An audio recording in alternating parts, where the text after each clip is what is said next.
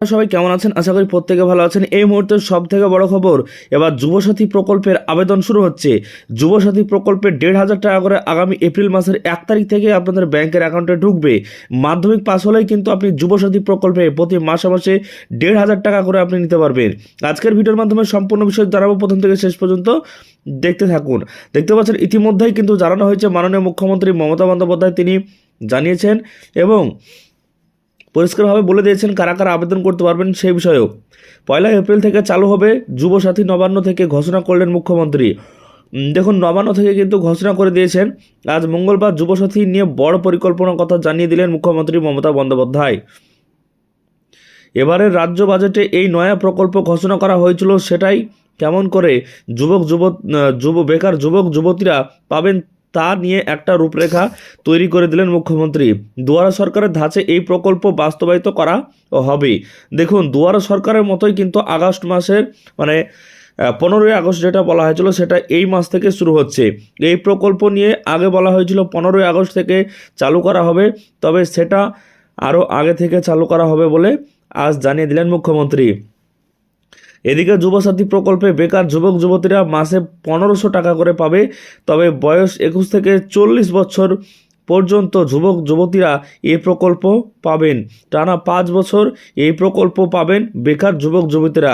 এই বিষয়ে আজ নবান্নে মুখ্যমন্ত্রী মমতা বন্দ্যোপাধ্যায় সাংবাদিক বৈঠক করে বলেন, যুবসাথী প্রকল্প আগামী ১ এপ্রিল চালু করা হবে। আগের সিদ্ধান্ত থেকে সরে আসা হচ্ছে, কারণ যেহেতু নতুন অর্থবর্ষ চালু হচ্ছে তাই ১ এপ্রিল তারিখকে বেছে নেওয়া হয়েছে। ওই দিন থেকে এই প্রকল্প চালু করা হবে। অন্যদিকে এই প্রকল্প সকল বেকার যুবক যুবতীদের কাছে পৌঁছে দিতে পরিকল্পনা করা হয়েছে। মুখ্য সচিবের সঙ্গে এই নিয়ে কথা হয়েছে মুখ্যমন্ত্রীর। দেখতে পাচ্ছেন, তারপরে যে বিষয়টি জানানো হয়েছে, ইতিমধ্যেই আমরা যে আপডেট পাচ্ছি, বলা হয়েছে এই বিষয়ে মুখ্যমন্ত্রীর বক্তব্য, প্রথমে এই প্রকল্প দিতে সংবাদ মাধ্যমে বিজ্ঞাপন দেওয়া হবে, তারপর আবেদন নেওয়া হবে। এই আবেদন জমা নিতে দুয়ারা সরকারের ধাঁচে ক্যাম্প করা হবে। ২৯৪টি বিধানসভা কেন্দ্রে পৃথক পৃথক ক্যাম্প করা হবে। এই প্রকল্পে শিক্ষিত বেকার অর্থাৎ মাধ্যমিক পাস করলেই দেওয়া হবে ১,৫০০ টাকা। যদি কোনো রকম স্কলারশিপ পেয়ে থাকেন তাতে কোনো সমস্যা নেই, তবে স্কলারশিপ ছাড়া যদি রাজ্য সরকারের অন্য কোনো জনমুখী প্রকল্পের আওতায় থেকে থাকেন তাহলে যুব সাথীর সুবিধা মিলবে না।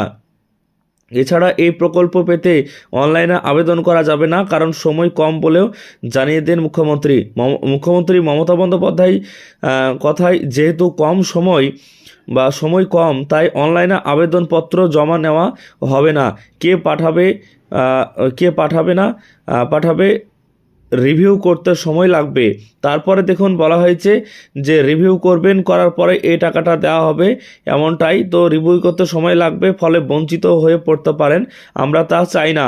কষ্ট করে এসে দরখাস্ত করে যাবেন। আমাদের কাছে লক্ষ্মীর ভাণ্ডার সহ সব প্রকল্পের তালিকা রয়েছে, এটাই বলার ছিল।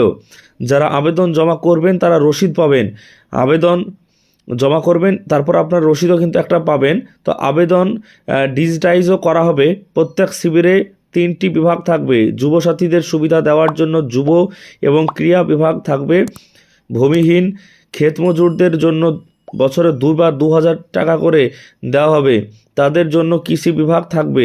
সেই সঙ্গে মাইনর ইরিগেশন এবং পাওয়ার বিভাগ থাকবে। ঐক্যশ্রী, মেধাশ্রী বা স্মার্ট কার্ড বৃত্তি পেলে এই ভাতা পেতে পারবেন। যতদিন চাকরি না পাচ্ছেন ততদিন তারা ভাতা পাবেন। তো দেখতে পাচ্ছেন ইতিমধ্যেই জানানো হয়েছে যে যুবসাথী প্রকল্পে এবার টাকা দেওয়া হবে। তার জন্য আবেদন 15ই ফেব্রুয়ারি থেকে 26শে ফেব্রুয়ারি পর্যন্ত চলবে এবং 15 তারিখ থেকে 26 তারিখ অবধি ছুটির দিন বাদ দিয়ে এগুলো কিন্তু কাজ চলবে। এবং 294টি বিধানসভা রয়েছে, প্রত্যেক বিধানসভায় একটা করে ক্যাম্প করা হবে। এই ক্যাম্পে কিন্তু আবেদন জমা করা যাবে। আশা করছি সমস্ত বিষয়টি বুঝতে পেরেছেন আজকের এই ভিডিওর মাধ্যমে। অবশ্যই আপনারা কি চান কমেন্ট বক্সে কমেন্ট করে জানাবেন।